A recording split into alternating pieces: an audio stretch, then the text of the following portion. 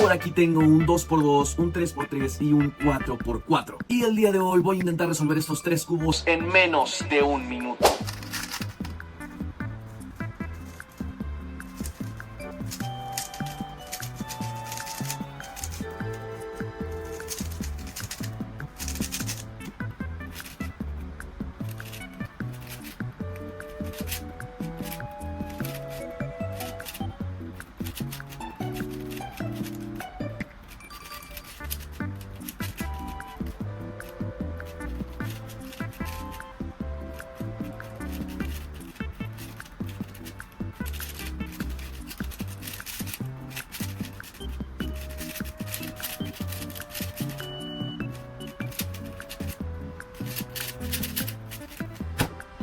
Y ahí lo tenemos. Amigo, nos salió a la primera, pensé que no lo íbamos a lograr.